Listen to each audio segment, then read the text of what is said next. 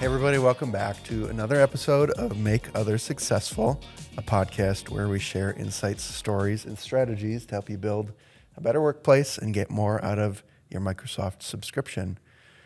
My name is Mitch. I'm joined by both Matt and Mike today. Hey everybody. Say hi. Hey everybody. How are you doing today? I'm doing pretty good. We've been doing a lot in the studio. Mike has been doing it, so we're getting back in at it. It's pretty good. We're back-to-back meetings today. So to top it all off, we're recording a podcast episode all about if we were to start fresh and articulate the vision for someone trying to modernize their workplace and get from A to B, what that journey looks like and distill it down into little steps. So this is hopefully one that you can send to someone who's maybe curious about what would it look like if I used my Microsoft tools better, or where do I start, and kind of what should I expect over the course of the next, couple years of improving my workplace. Because it's not a pain pill, it's a long-term lifestyle. So we want to start with what are some scenarios, what are some times when someone might, someone who's curious about Microsoft, but who are some other folks who might be interested in this topic? Who would this speak to in your mind? Yeah, I mean, I'm going to be putting my mind in the context of maybe someone who is a leader in an organization, maybe a technical leader, but maybe not, and they're joining the organization and they're looking and saying, the organization, we have Microsoft 365, but we don't use it really well, and they're maybe charged with or are looking to help improve that, right? Coming from not a complete blank slate, but hey, we're starting fresh, if you will, right? That would be one persona that I think this would talk to. Another one would be somebody who's switching from, another vendor, another provider, and looking to use Microsoft 365, or maybe they weren't using anything before. I'm a really small business, and I just had one laptop and another couple things, but now I've got multiple employees, and I really need to take that to the next level. What does that look like for me? So that would be another one. Mike, do you have one? And maybe you've been using it for a while. You've got email and some of the basic stuff. Maybe you're even using Teams a little bit, but now you're ready to really get organized. Yeah, that's actually one of the more common ones that I see with leads who come in, where it's not like anything's on fire. It's more about, we have these tools, we feel like we could use them better, and we want to invest in this. We don't want to find ourselves years down the line not having moved this needle, and so we want to focus on it for a little bit. Okay, so that kind of illustrates who might be interested in this. The journey that we're taking people on is sort of what are the basics, what are the core mindset things that people need to adopt, and that needs to be sort of organization wide, and then how does that cascade into the different areas, and how do you push that further beyond what we would describe as that foundational stuff. Yeah, and some of the things we're going to talk about are going to be very end user focused. Some of them are going to be leadership focused. Some of it's going to be IT focused, right? We're going to kind of cover all the bases in here that I think will really do a good job of helping someone who is just starting to think about using that, to think about it a little differently maybe than what they have in the past. Sure. Okay, I'm pulling up our Foundations course page because you probably have heard us talk about our course a little bit. Actually, right now it's like the ad that comes right in front of our podcast episodes, so they've probably already heard about it listening to this episode. But when we talk about where to start, I do want to sort of scan through some of the topics that we talk about in there, briefly touch on them, so we kind of cover what do we view as that everyone should know these things, so that we can talk about what's beyond that easier. Yeah. Make sense? Just to be really clear, this is the foundation of what everyone, you're setting the perspective of why did we buy this suite of tools? What is it trying to accomplish for us? What is it going to do for us? And that's what this kind of covers. Yeah. So the first module is all about from knowledge black holes to collective brain power. So going from a world where You rely on people to translate information between each other, and it's a very person-to-person based organization.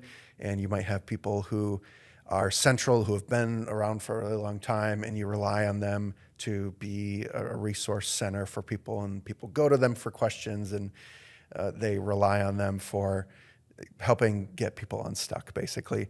And that person translating that information then puts the knowledge into someone else's mind, and then it cascades from there, and people spread it through osmosis.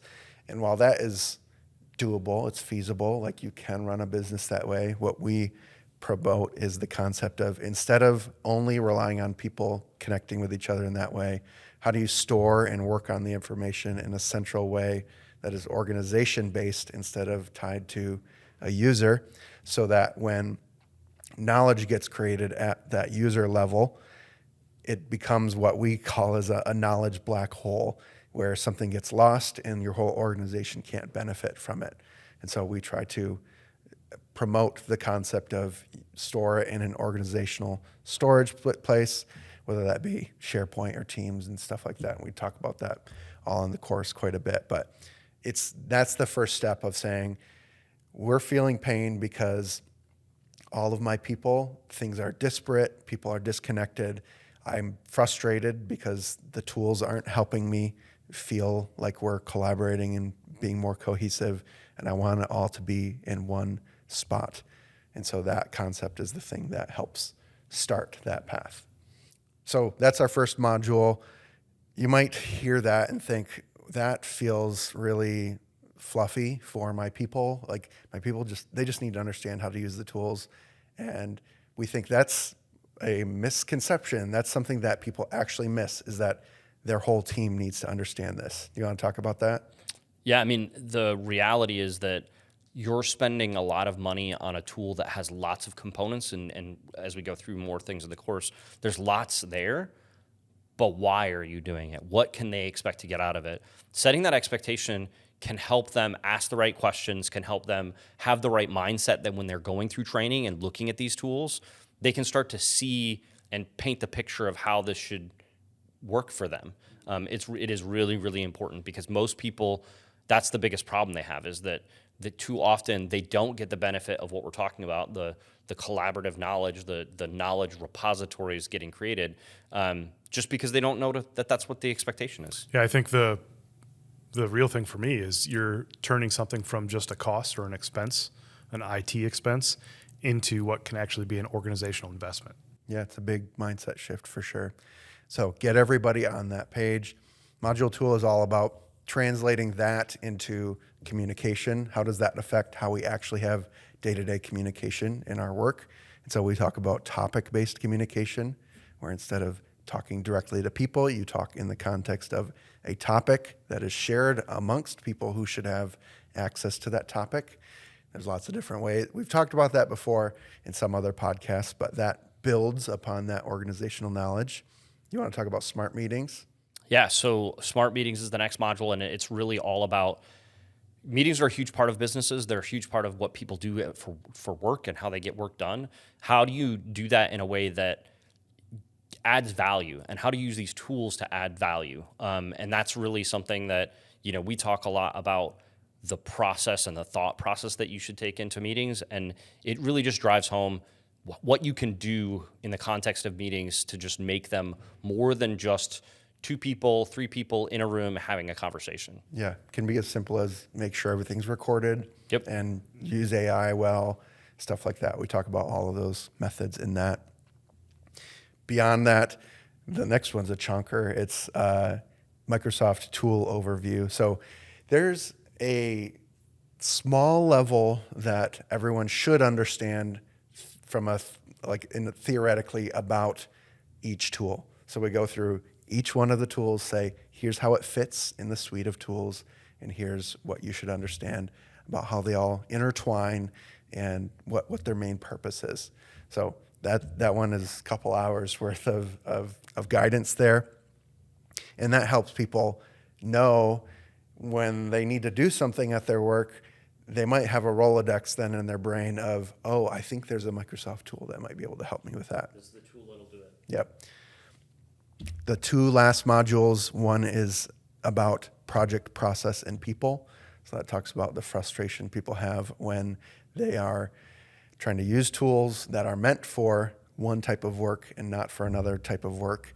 And it causes a lot of pain and questions and self-doubt of, am I able to do this? Is this the right tool? And we talk about how each one of those are a little bit different. And then last one, do you want to talk about managing everyday work? Yeah, so the last one is probably one of the biggest ones we get asked questions about. It's really taking Microsoft 365 and saying, okay, I can do email, I can create documents, I can do these things, but how do I actually manage work? How do I manage how things are getting done? And so it just really talks about some of the various tools that are available to you, how you might approach them, how you might think about them, and just getting tasks done. It's exclusively about that. Yeah, it's like a glimpse of a day in the life of, if you were to use all of these tools well, How would it look like? What would that Or look what would like? it look like? Yeah. Yeah. So that's a like flyby, hours worth of content in just a couple minutes. What we're trying to illustrate there is those are the core tenets that we believe everyone should at least have some concept of and understand in order to do the things that we're about to talk about. Like, what is beyond these foundations? What should someone say? Okay, I've done a small amount of training for my people. I might not have taught them click this button to do this thing, but where do we go beyond that? Yeah. So as you said, that part of what we're doing is really just getting everyone all aligned. So if I gave the thing of, I'm a new leader in my organization. I've got 100 people maybe in my organization. They all may be coming from different backgrounds about what they used. Somebody used Gmail in their last job. Somebody used, spreadsheets for everything. Everybody has their own different background, and that course, or what you would do if you did that, if I did that myself, is just resetting and saying everybody's got the same baseline. Everybody's got the same understanding of why we're buying these tools, what we expect to get out of them. And one thing before we go too far is none of what we talk about in that course is like super private things that we haven't talked about before. Like we're 48 episodes into this podcast. If you've listened to them all, you probably get what we're talking about when we're talking about these things. Our goal was to try to package it up into something that was just a couple hours for someone to take. But don't expect that we're like keeping a bunch of secrets in that course. Yep. We try to share it as much as we can. Yep. Back to you for take me on what's beyond foundations. Yeah, so there's a lot of different ways you can go when you get now you've got everybody on the same page and they know what's about to be happening. There's a lot of different ways you can go. One way, and it's probably one of the first things that I would do. It's one of the first things that we do when we started to grow and started having to have more meetings. Spend money and effort on creating a great meeting experience. Have rooms dedicated to meetings. Have technology, so monitors and conference room equipment that allows you, an employee, to step in, schedule a meeting in a room, walk into that meeting, start the meeting with no barriers, turn on meeting recording, and have it transcribe very effortlessly. That's just about meetings. We also talk about doing it for people who are at home, right?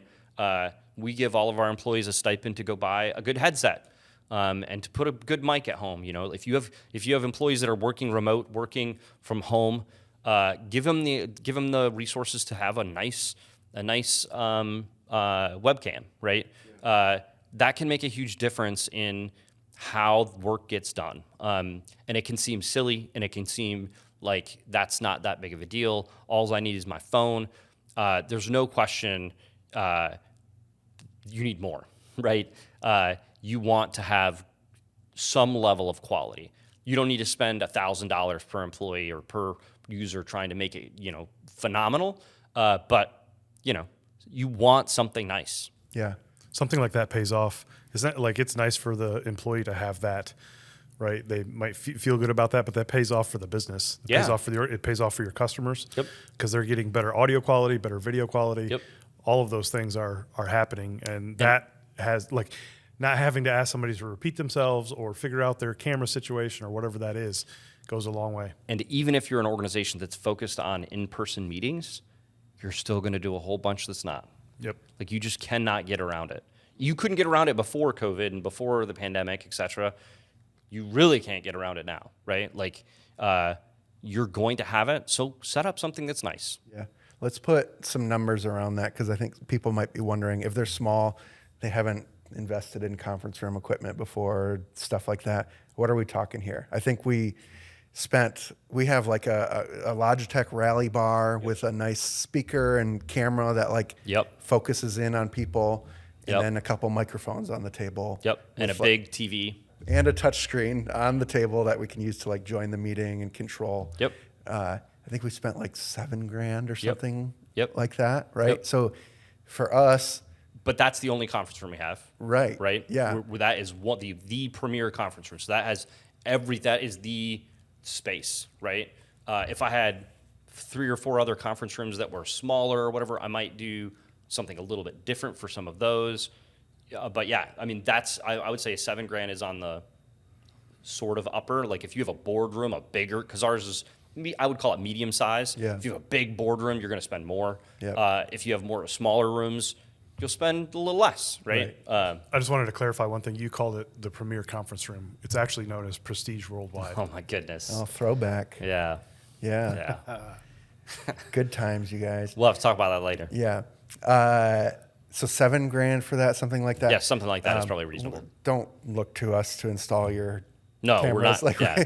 we kind of did it ourselves, but kind of had someone help. So it was like we made it work.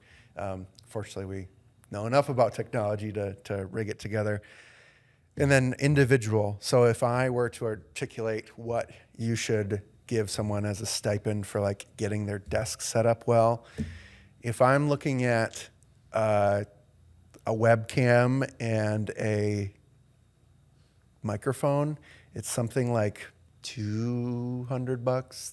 $200 is what I would say. I mean, I think a nice, the cheapest you can do is probably a nice headset with a mic, boom mic kind of thing, and a webcam. And I think you can do that for $200 ish. Yeah. You can go way higher. Like there's way fancier ones. There's way cheaper ones. Some people, will like their AirPods or their whatever, Raycons, whatever, with a mic. Some people, I don't really care. What I care about is that it's quality audio, etc. Yeah. Don't buy AirPods experience with a Windows computer though. That's a mistake. That's a They don't recipe play well for together. Which incompatibility. Okay, so the physical equipment so we talk about digital tools and then bring it back into the real world with you kind of actually need some equipment to facilitate this beyond a laptop usually. What's next? What should someone be looking at investing in? Yeah, so I mean, the very next thing, like let's say you got your meeting stuff sorted out, or maybe at the same time is probably what I would do. Then we're talking Teams. Like Teams is a cornerstone of all of this stuff. You need to get that set up and working and doing what you want. I'm not talking about spending a ton of time, analyzing and planning and big rollout. Start following the guidelines. Create teams for projects. Create teams for groups of people that work together. Start having them focus on using that stuff. You're going to see a transformation in your business by doing such a thing. You're going to see a drop in direct message chats. You're going to see a drop in emails. You're going to see an improvement in people's just awareness of what's going on, collaboration, creativity will go like that. You'll just see that stuff happening. I would definitely focus on that as my next main focus from a Microsoft 365 technology stack. Yeah. Yep. And I feel like what you're saying paints it a little simply of like, set this up and you'll see these benefits. There's a little more nuance than that because there's some habits, there's some, causing people to work differently than what they're used to working. That takes some time and effort to get over. And so I'm, again, just painting it as it's not like a snap your fingers and it's there. It's something that if they have the right mindset and approach and start to work on communicating this way, that is what enables a lot of the other teams, the parts of teams to work really well. Yeah, so having that mindset that you get out of something like the foundations course and letting that sink in, but then maybe one of the next things would be, implementing some governance in your environment so that you have that structure, so that people aren't tempted to go off the rails and come up with their own mindset, right? So you use some governance and structure to kind of keep people between the ditches, right? Yeah. So I was making it kind of simple.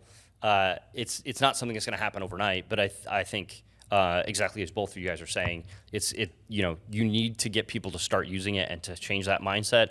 And then as they change the mindset, you have to put up guardrails, right? You have to provide some guidance to them about what that is, which kind of leads into the next part that I would focus on, which is, IT governance, right?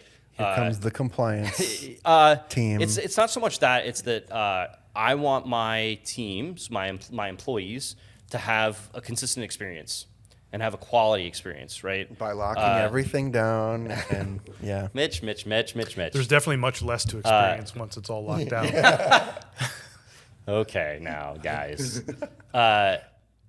There's a lot of tools within Microsoft 365 that allow you to protect your business and to protect your data, protect your devices, that a lot of organizations are not taking advantage of.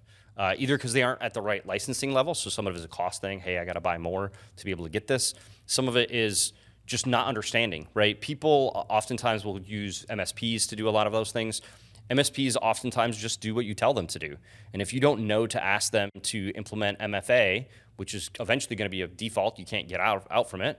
But if you don't tell them to do it, they won't do it. If you don't tell them you want conditional access policies to stop somebody in Djibouti from connecting to your data, they're not going to set that up, right?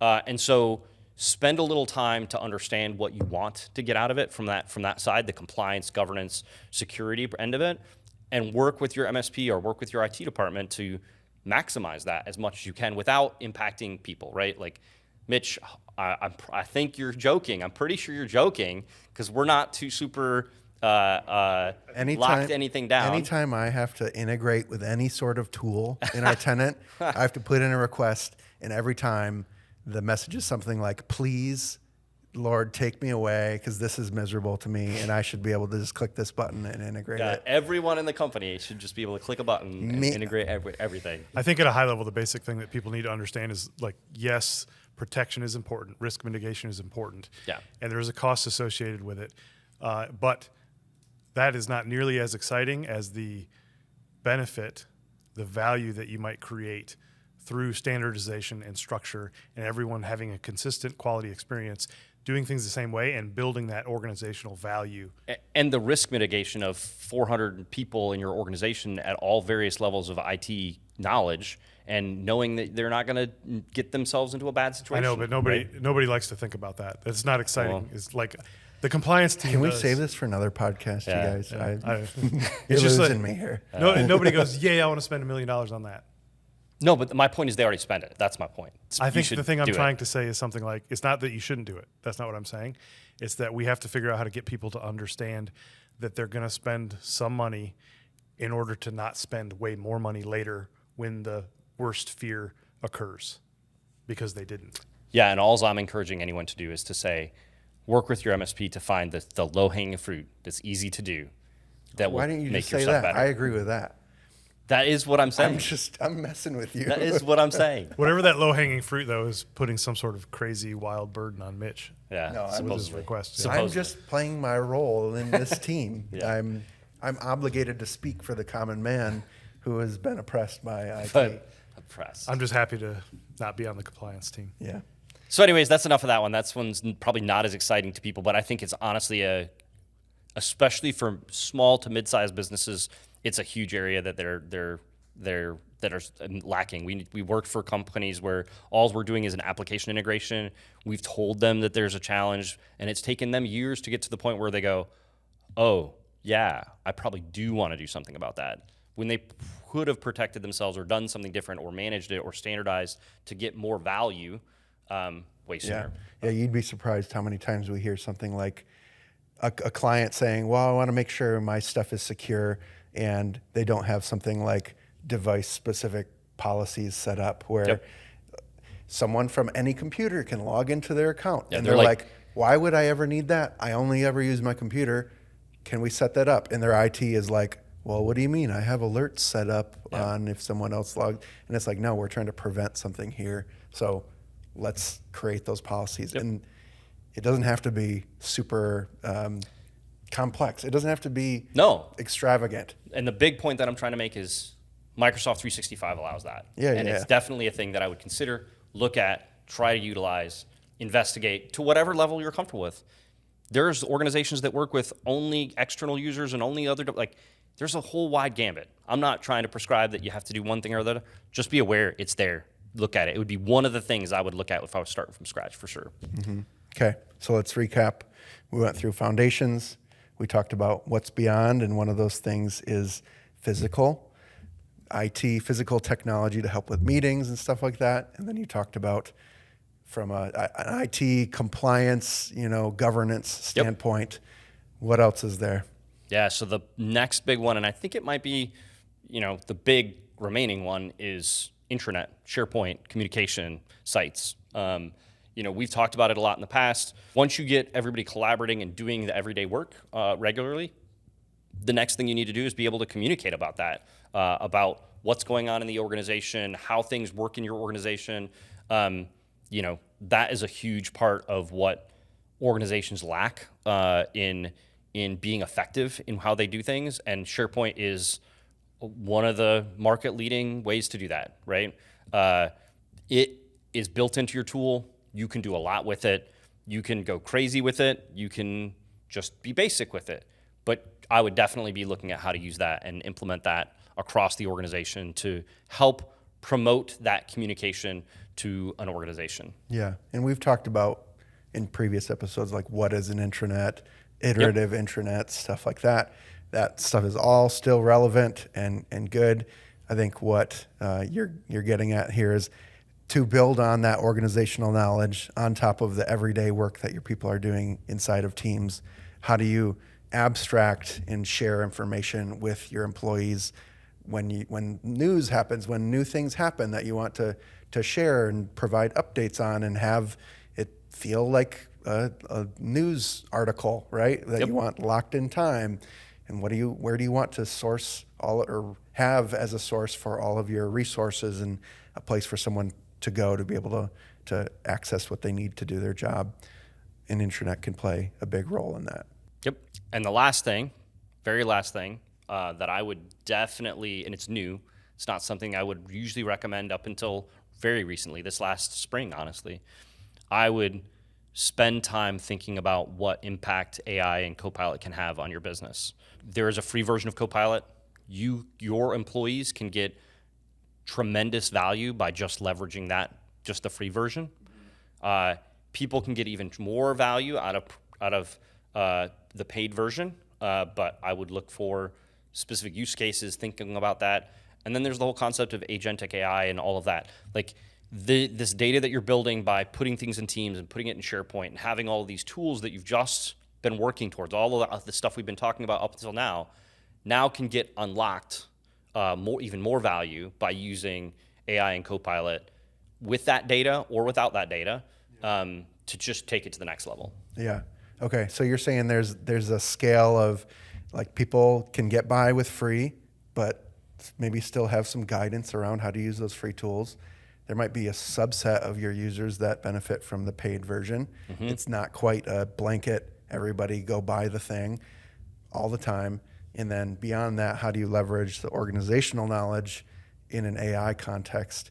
And if you have everything in someone's OneDrive, that's not you can't work. Get access to that, and then the agent won't be able to see that. So it all plays together and is sort of a happy accident that happened to us where we're teaching about get everything central, and now there's all of a sudden tools that can be really smart. And we were on this train from beginning. We knew AI was going to take over the world, and we've been planning on it for 20 years. AI in his brain, yeah.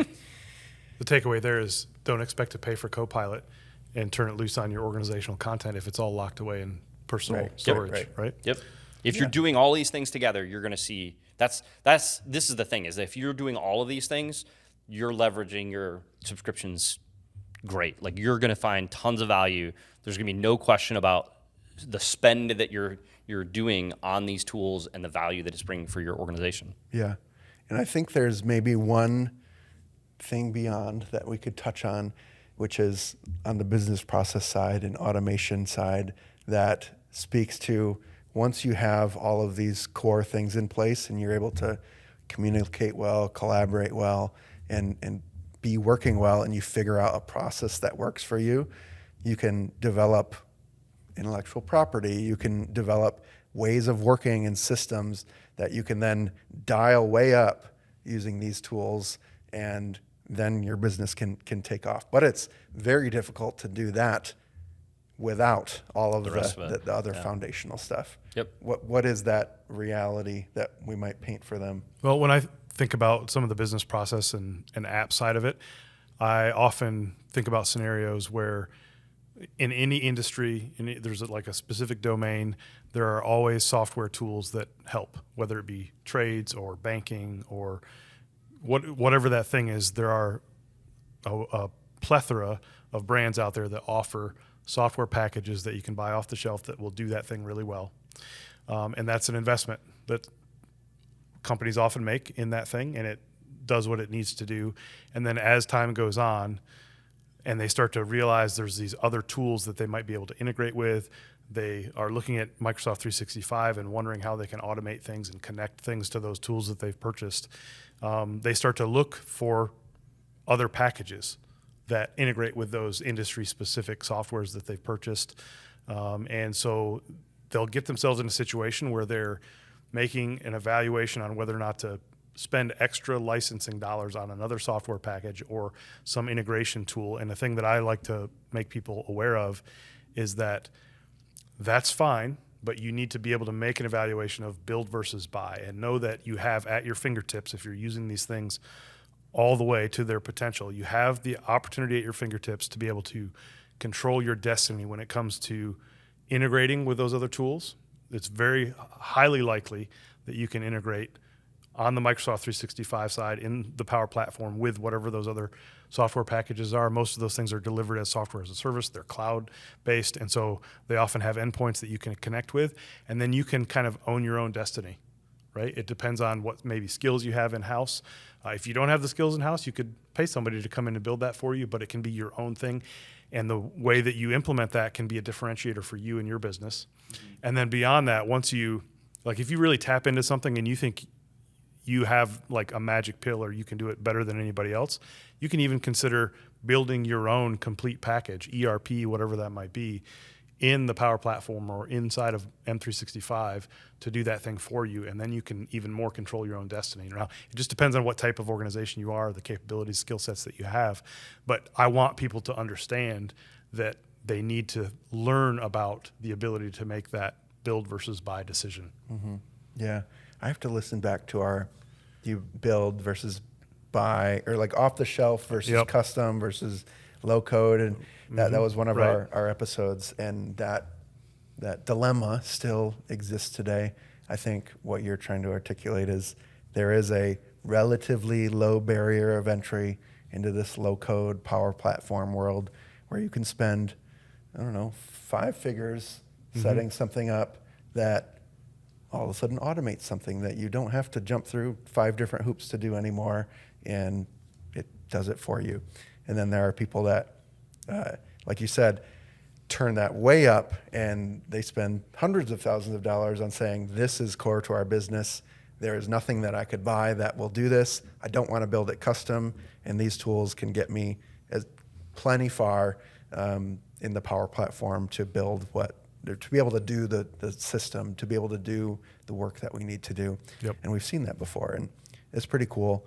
But everyone has their own spot that they land on that, and there's no one answer. There's not one answer for that question, right? Yeah. It depends on who you are and what you're doing. Yeah. But I think maybe the most important part is saying you enable that question to happen once you have your teams working well together, so that you can start to lift your head up from the day-to-day work and say, how do we capitalize this and make it better? Well, even just the basics from the foundations course, that tool overview, knowing and understanding what the capabilities of some of the process and automation tools are, should plant a seed in your brain when you're evaluating those other software packages. Sure. Right? It's like, Yeah. oh, hey, maybe I could do this another way. Yeah, there's an awareness Right. aspect of, that's valuable. Right. You've been sitting quiet over there. I have a meeting in 1 minute. Oh my gosh. Matt has a meeting, you guys. That does get us to the end of what we're talking about today, the topics. We're interested to know kind of what you think about this maturity, this model of what is beyond for someone who is trying to adopt these Microsoft tools. So we would love your feedback. We have a link, like I said, bulb.digital/feedback. We'd love to know what you think about this episode. And I appreciate you guys sitting down to chat today. Another good one. Thank you. Yeah, thanks. We'll see ya.